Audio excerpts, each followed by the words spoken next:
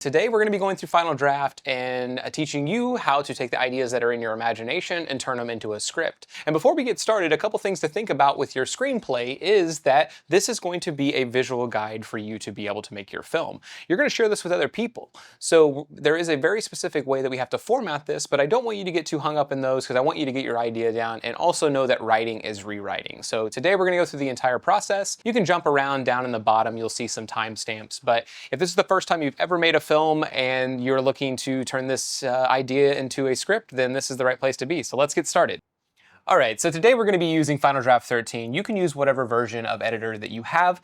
Just know that all of these rules kind of apply throughout. And the reason these rules apply the way that they do is because you're going to be sharing your script with other people. And so if we're all in the same kind of language of how a script gets broken down, then we're going to be on the same page when it comes to scheduling and filming and all of those kind of things. So a good little rule of thumb that we go by is 1 page equals 1 minute. This is not always true. My film, The Horror, we had about a 3-page script for one of our sequences, and that ended up being about 15 minutes. But we were also making the film, so we knew specifically what this kind of structure was.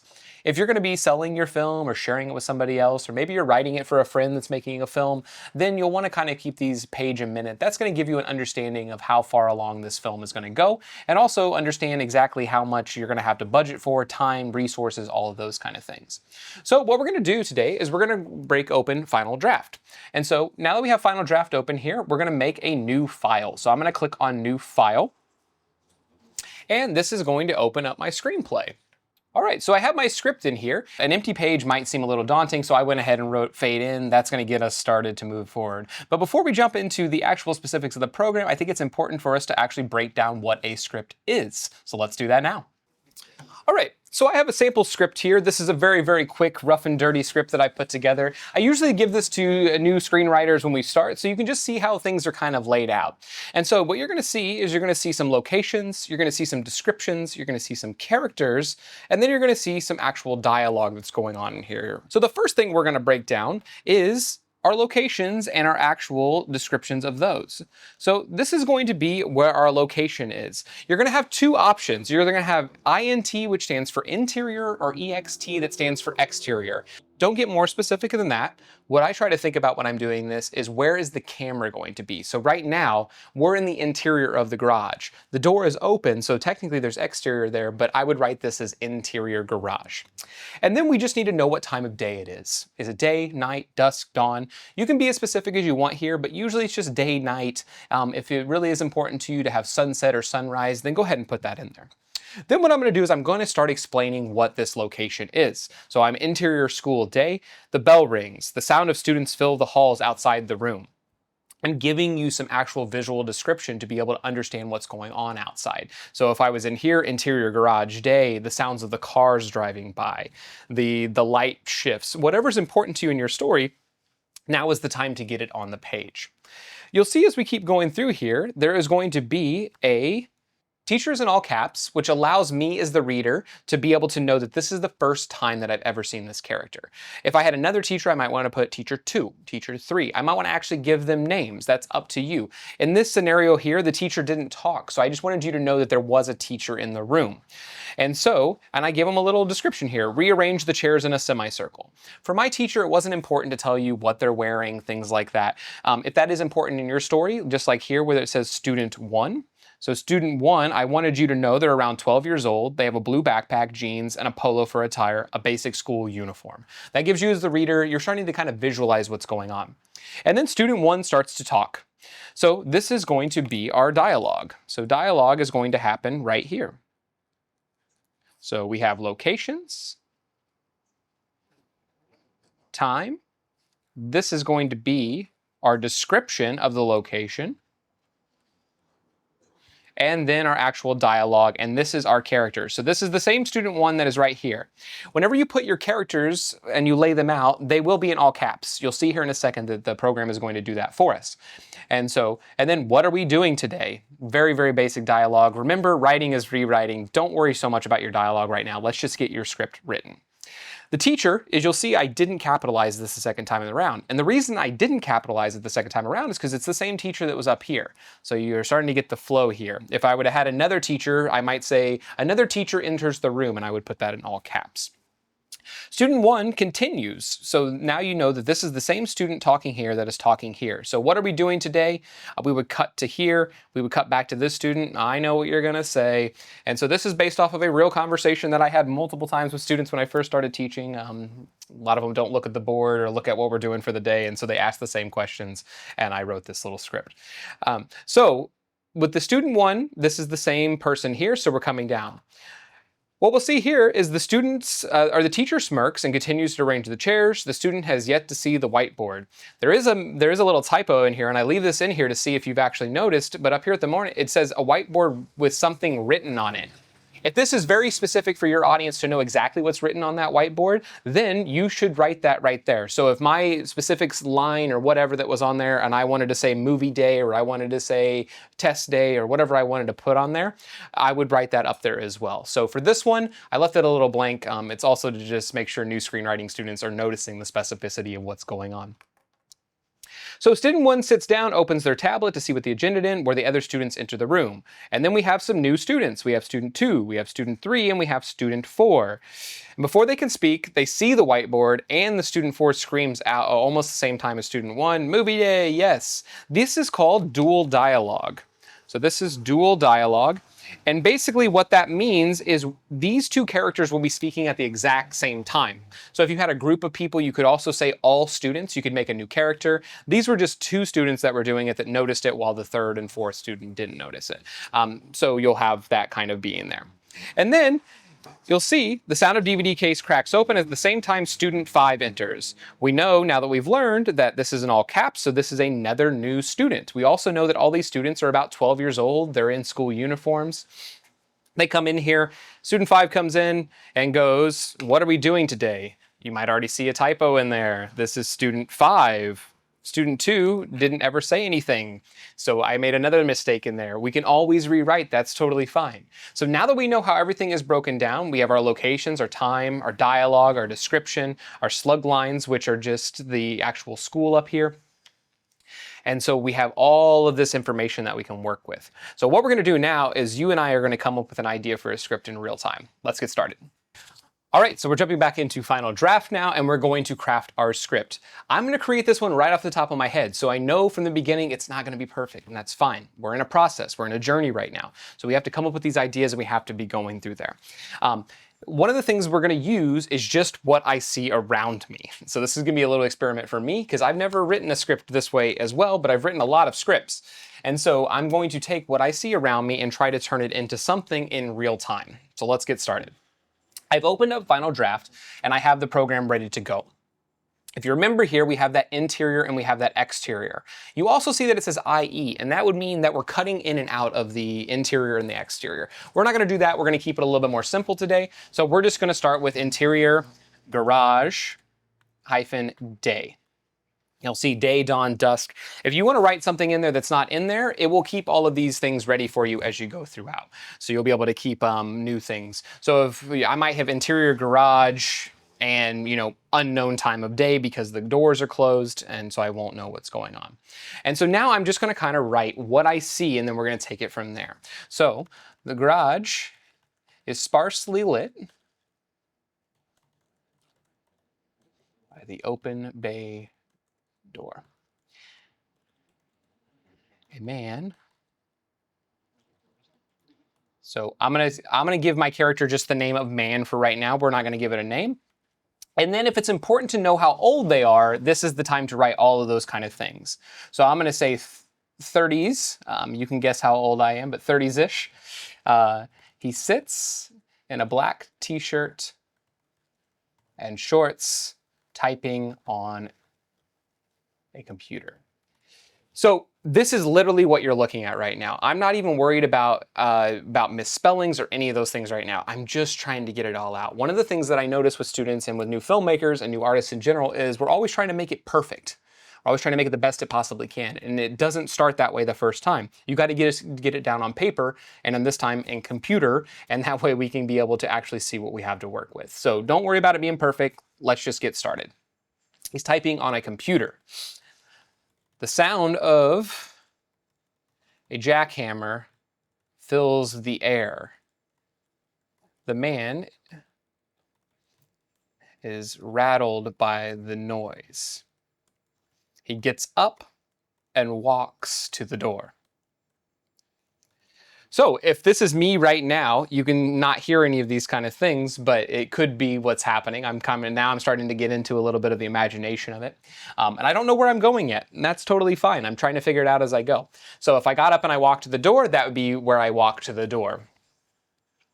He stands in silence and looks at the clouds. They move faster than they should. So now I'm getting into a little bit of terminology and different ways of writing to communicate something to you. And so if I said they move faster than they should, you as the audience might read that as a time lapse. You might read that as the wind is blowing. And so I am starting to get in where I'm manipulating kind of what the time and space of all of this can do. And so these are things that you can use in screenwriting because we're using imagination. So think about that. So they move faster than they should. So that is going to be a time lapse in my mind right now. So I'll get more clear with it as I continue to go on. The sun reveals itself as a cloud moves and clears its rays. I'm going to now shift to another location. I'm just going to jump out of this one. And so I'm going to jump to exterior, and I'm going to go to field, and I'm going to go to sunset. Okay, so as that's going, it reveals that the sun blooms the sky, it blooms around everything, and then it transitions us to a sunset. So the same man sits in the field.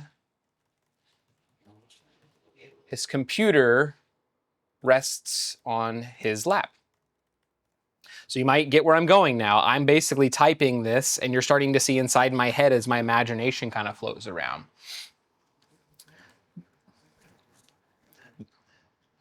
The keys fill his vision as his fingers type furiously. So now I'm getting into some times of like how to tell you where I think the camera should go. As a screenwriter, one of the things you're going to hear if you watch anybody else is probably going to be like, do not ever put stage direction in your script. Directors don't like it. You might be making your own film, so write it in there if you want. We'll figure that out later. So right now, I'm talking about the keys of the keyboard. I'll even get more specific here so you know. Fill his vision. So what I'm in my mind is like we're really, really close up of just like the keys is click, click, click, click, click, click. It's starting to fill up. Seriously. They blend with the clouds passing by, almost seeming to float in midair. So now I'm kind of breaking them apart. So now maybe there's individual keys that are clicking up in the sky, and we have them like translucent on top of things. I'm trying to figure out what that's going to look like. But I want to get you into my mind. They float in midair. So now we're going to add some voiceover. We're going to have somebody start to talk. And to do this, we're going to use the man, and it's going to be voiceover from him. So what we're going to do is we're going to press tab, and then we're going to type in man, and then we're going to press return or enter. And now you're down into your dialogue section. So in here, I'm going to say, the clouds were less blue that day, almost as if they were invisible. This is a weird line of dialogue. I know that. That's totally fine. But I also don't want him to speak it, so I have to make this into voiceover. And to do that, it's very easy. I'm going to click back up here to man. I'm going to press space. I'm going to make a parenthesis, and then I'm going to have all these different little subtext things that I can do. And so what I'll have here is I have voiceover, I have off-screen, off-camera, continued subtitle, and text. And so what I'm going to do is I'm going to use this as a off-screen, or as a VO. So basically, this will not sound like it's in the place that he's currently at. It will be recorded later. It can be recorded after we're filming, and that's totally fine. And we'll be able to put it together. So now that I have this here, I'm going to be able to press enter again. And then I'm going to go back to what I was typing with all of these things. So a door presents itself in the distance, not connected to a house. So I want you to know that there is a door off in the distance. It's kind of cracked open and it's not connected to any kind of house. So I want you to be able to know that this is not really, this is in your imagination. This is not real. It's not reality. The man stands to walk away. His original body stays in place. All right, I'm gonna get really crazy here. So now what that would mean is I'm sitting here, and then whenever I get up to stand, I'm still going to be here. So it'd be something like this. So I'd have these two versions of me that literally moved, and now we're kind of in parallel and tandem. This is all your imagination. Do whatever you want to do. Have fun. Make your film. Make what you want to make. So his original body stays in place. The man walks towards the door, silhouetted by the light coming from inside.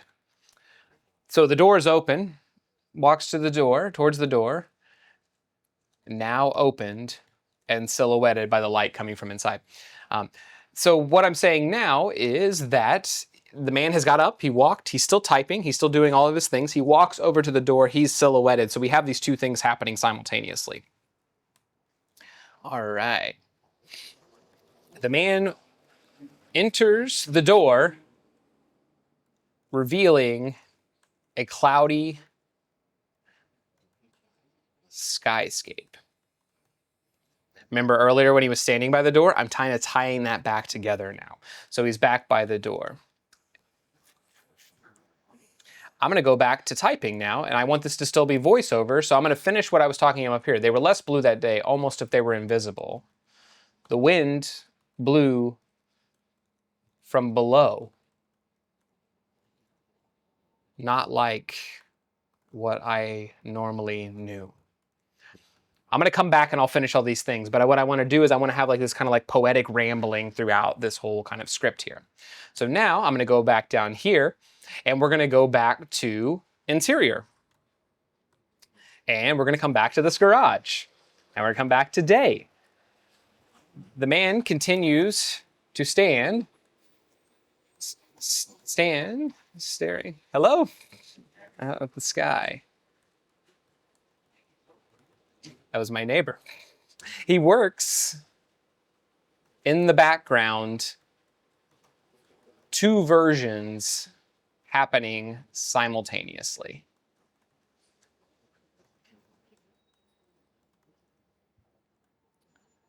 And then fade out. Actually, I'm going to do cut to black.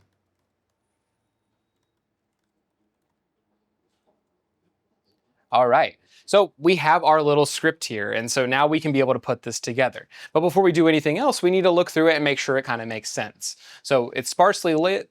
There we go. Oh.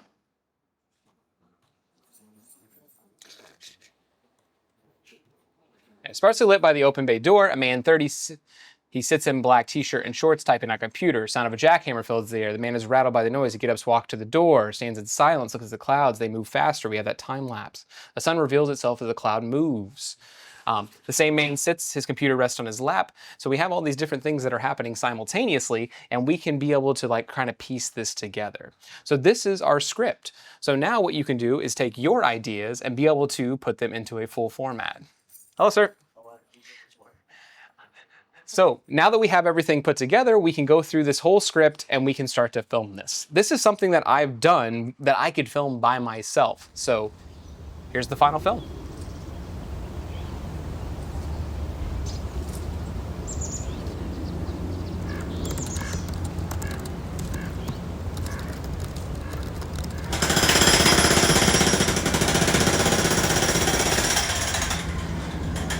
The sky was a little bluer that day. Way less clouds than I had expected. But the noise, it was deafening.